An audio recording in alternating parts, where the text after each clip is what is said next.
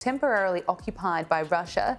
12 people required medical attention, while 4 were taken to hospital after the explosion. Ukrainian forces hitting back harder against the Russian-backed troops in the south. Is this the counteroffensive that Kiev's been telling civilians that it's preparing for? Drones help a lot in creating kill zones, increasing the range to the enemy.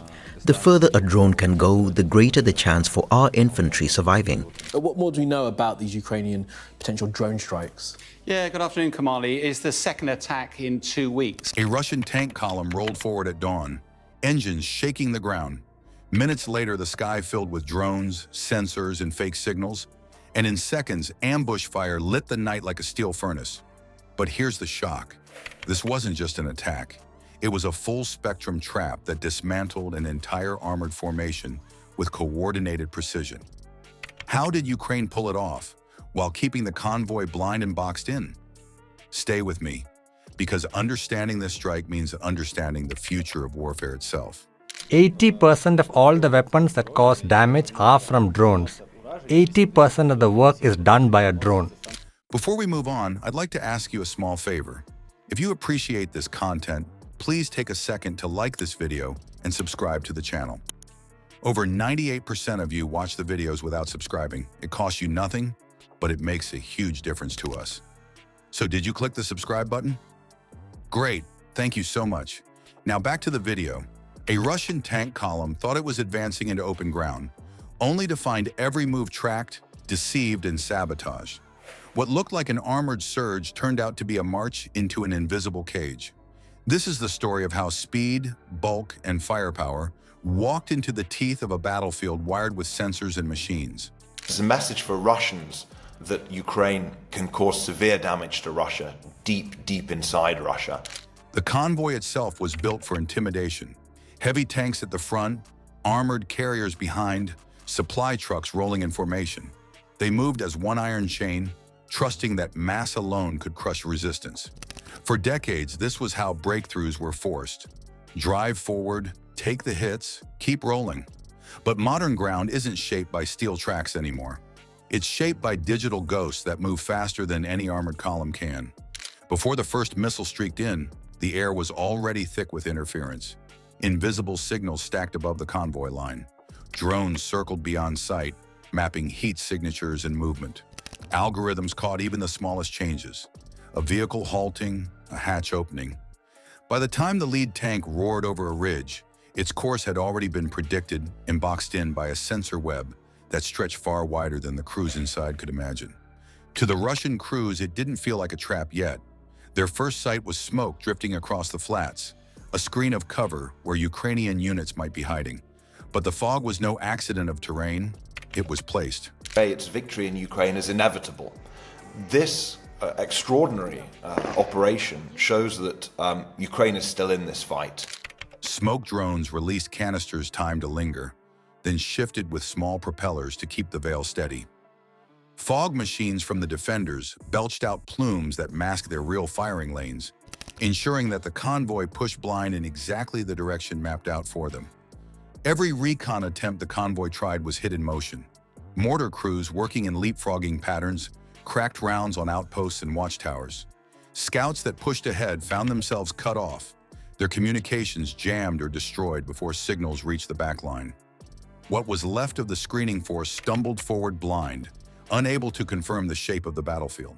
Ukrainian forces hitting back harder against the Russian-backed troops in the south. Is this the counteroffensive that Kiev's been telling civilians that it's preparing for? You can imagine how it looked from the armored glass. Smoke to the flanks, silence in the headsets, no clear picture of where the danger truly came from. That was when another hidden layer began to snap shut. Small tracked robots, moving at night under AI cues, had worked their way ahead of the convoy long before. They planted mines in overlapping grids, not in random scatter, but in geometric funnels. The paths they forced weren't obvious until the lumbering tanks and carriers had funneled themselves into them. Once locked in, turning out was near impossible. Wheels crunched dirt into narrow lanes, and treads ground forward into zones already measured for fire.